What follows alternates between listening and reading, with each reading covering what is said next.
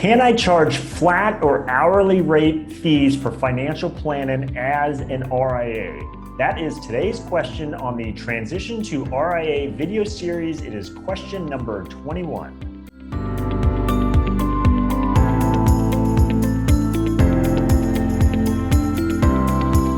Hi, I'm Brad Wells with Transition to RIA, where I help advisors just like you understand everything there is to know about why and how to transition to the RIA model.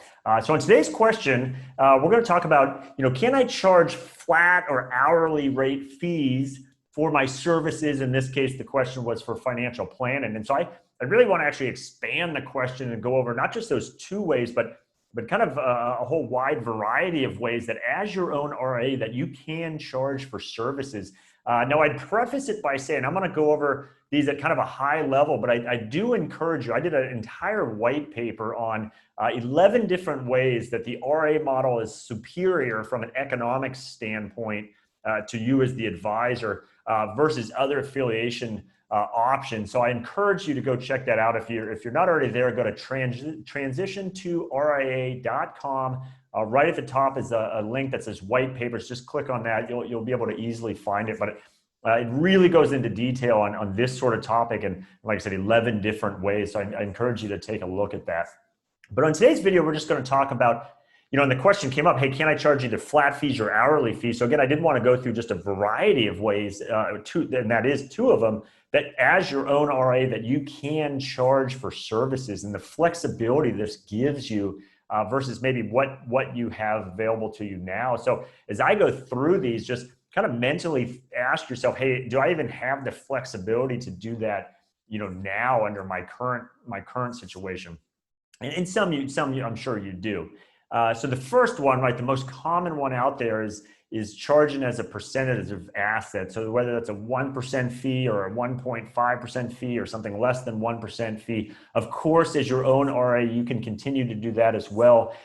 Some of the flexibility, though, as your own RIA is you get to set that fee schedule on your own. So right now, if you're at a large firm, they're kind of setting that tiered fee schedule for you, and you have to play within that schedule. And then sometimes some firms, even if you choose to discount off of that, in turn, the firm will reduce your grid rate that you get paid on that account. So again, as your own RIA, you get to set your own fee schedule for what fees you want to charge clients of what size or however it is you want to make that determination. And then you also have the flexibility to decide the frequency and the method in which that fee is charged. So, do you want to charge that fee quarterly, or do you want to charge that fee monthly? Do you want to charge in advance or in arrears? Again, as an RIA, you have full flexibility to decide that on your own. Now, the next one, which is related, is some RIAs I've seen don't want to necessarily go out there and say, hey, we have a minimum client size of $1 million or $500,000 or whatever the case is. For whatever the reasons, they prefer to not have to throw that out there. However, they do realize that the economics involved in managing a relationship necessitate that a certain amount of revenue come in from a client. And so that's right, the concept of why you have these minimums of a client size. But one way as your own RIA you can kind of get around that in a way is to not say, hey, Mr. or Mrs. Client, I have a minimum client size of X, but you do have a minimum fee of a certain amount. And so if you wanted to use, your fee as a percent of assets, you could say, hey, my fee is 1% of assets, but it is a minimum of $1,000 per quarter. So no matter what that math comes to on the 1%, my minimum is a flat $1,000 per quarter. And so obviously you run that math, you're effectively making a minimum client size without necessarily forcing them away. So if that maybe smaller client, if they feel the services and value you're going to provide for them is worth at least that minimum size, even if the aggregate math on that says that comes to 1.5% on assets, versus your kind of normal 1% once people are above a certain amount. If it's worth it to them, by all means, you should be able to offer that service. And again, you have flexibility as an RIA to implement that sort of arrangement where you can say, hey, I have a minimum fee of a certain amount. I don't necessarily have a minimum client size. Next up is hourly fees. So you certainly, if someone wanted a one-off kind of project or something that was maybe kind of laborious for you to have to work through, you certainly, if you wanted to, could just charge an hourly fee, whether you charge $300 an hour and you say, okay, this is estimated to take 10 hours of my time. And you can even make tiers of that. You can say, hey, to have a lead advisor on this is $300 an hour. If it's maybe more of a kind of a junior issue, you could have a junior advisor, and that advisor is at $175 per hour. You have full flexibility to implement that sort of fee arrangement, and then you get to decide what those fee levels are. Next up is flat fees. So that's just a flat example. Okay, I will do a financial plan for you for $2,500, or I will help you look at your 401k options and get that implemented and answer all your questions, and I will charge you $400 for that. And you have full flexibility on what kind of service you want to offer for this flat fee, and what that flat fee dollar amount is. And then you also have some flexibility to kind of be creative with this. So I'll give you an example. I know of an RIA that is grown quite well, and so they have I realize it's sometimes harder to implement this sort of thing, but I think it gives them a lot of confidence, and it gives the client a lot of confidence that, wow, this RIA is knows what they're doing. That they charge, I think it's $250 for an initial consultation with a prospective client. So if a prospective client wants to sit down with the lead principal, it's a $250 initial consultation fee, and if a Mr. or Mrs. Client, you become a client of our firm, then we waive that fee, but otherwise it will be $250. And that really helps them kind of, weed out people that are serious or not. That are you willing to pay $250 to come in and have a conversation? And then it maybe helps with that decision of winning their business, that the client might think, okay, I'm already $250 into this. What he's saying sounds great. Why would I want to walk away from the $250? Let's go ahead and do this, and then that will be waived. And so again, that's just one example. But the idea there's the creativity you can have with how you can structure fees.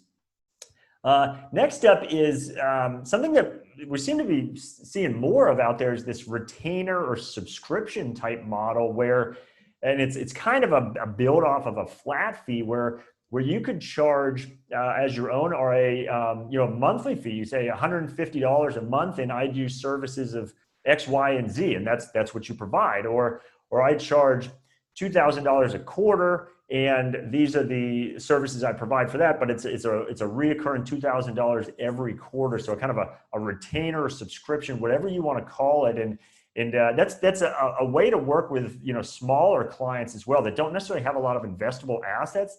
That still could use your financial plan and expertise perhaps, and that might one day develop assets and then make it worth your while that you could charge under one of these other mechanisms, but it's a way in the interim to provide that service. And some of you might not have any interest in doing anything like that, but some of you might think, wow, there is a subset of the prospect universe out there I talk to that I simply can't make it work charging a percent of assets, but wow, if they would pay me $200 a month, and yeah, that's maybe scaled down service level than what this advisor over here that's effectively paying me, client that's effectively paying me $10,000 a year.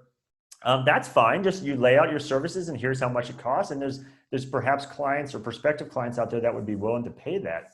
And then the last one that I'll mention is just your ability to go out there and advise on assets held elsewhere, not immediately under your management or in custody at the firm you're at. So whether that's someone has, again, a workplace 401k and they want advice on that, and they have no idea what to do, they don't know what these mutual funds are, what should I do? And you can charge a fee and say, okay, I will bring in your statements, we'll look at this, and I will charge you, whatever dollar amount and help you with that. And maybe once a year we revisit it. Of course, you could also go out and work with 401ks at that plan level, working with companies there locally to you perhaps, and so hey, you need some better help there at the plan level. Another way you can charge for your services as well.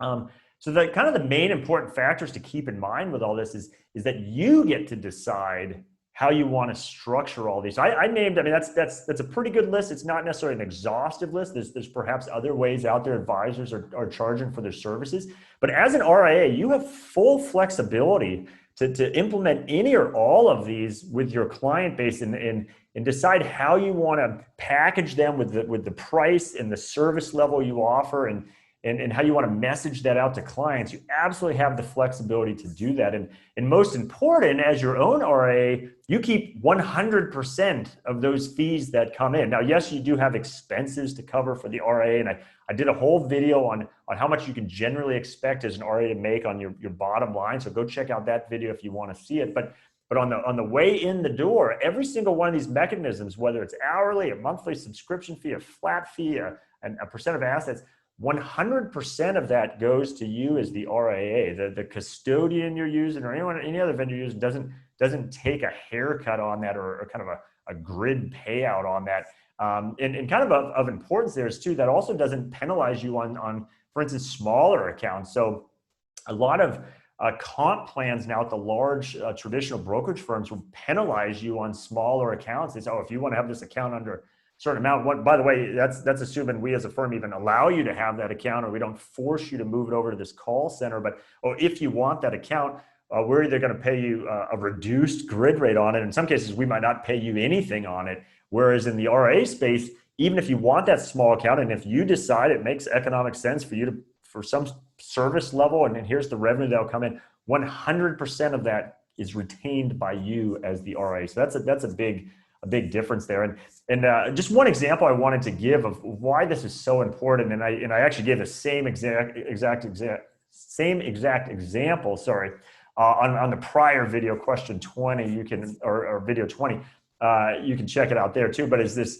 concept, some of you have heard about it before, of Henry's. It's an acronym, Henry, and it stands for high earning, not rich yet. And so the classic example of that is the doctor, the freshly minted doctor that has finished medical school, has finished residency. They're now out there working full time, and they're making a very good income they're earning a lot of money. But because they're at that stage in their life, they don't yet have a lot of investable assets just yet. But considering their earning level, their income level, there's every reason to believe they will grow into potentially a very good client. And so the challenge is on face value. I mean, that doctor might have $40,000 total of investable assets, maybe even less. And so a lot of you, unfortunately, might be at a firm now that if you try to come in with a client right at face value is $40,000.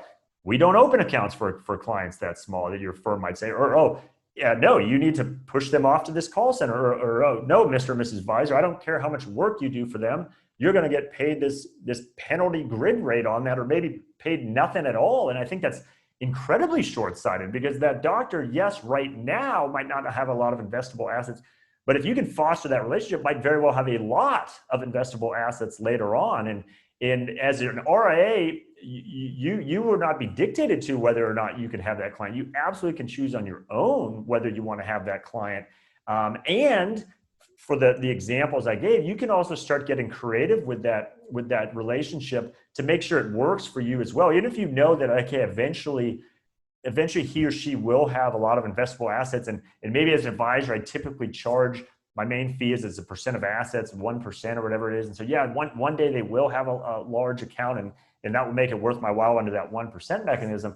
But you have the flexibility now to say, okay, Mr. and Mrs. Doctor, I'd love to start helping you, and well, here's all the services I'm going to provide. And for that, and maybe at this point in the relationship, you need to charge a quarterly flat fee, $2,000 a quarter, and I help you with X, Y, and Z, and all these things in your financial picture. And I'll even do your asset management for you for that $2,000. And again, that's because the account's fairly modest. And then one day when the account grows larger, maybe you shift them at that point to a percent of assets fee. But in the interim, you can, one, work with the client. No one's telling you can't. And two, you have the flexibility here with the way you can charge for your services to make it worth your while for both the client and you until they reach that point where maybe they do have those investable assets. So I think it's incredibly short-sighted of these large firms to just look past those opportunities. And if you were to transition to the RIA model, you'd never have to worry about that again because you have control over that. And so the parting shot I'd just leave you with is to think these through and just think through, okay, if you were to start your own RIA, what might of these different or fee service levels might you put in place that you either currently are unaware of, or you're currently not allowed to, or perhaps the economics just don't currently make sense because if you were to do it, the firm would take X% of it, and so it just no longer makes sense to do. But as your own RIA, if you had those handcuffs removed and you had all this flexibility and options and you kept 100% of that fee, I challenge you to think through, what would I do? What sort of clients could I work with? And what additional services could I offer because I can charge for them? And that's one of the real benefits of the RIA model, is that flexibility you have. So I really challenge you to think that through.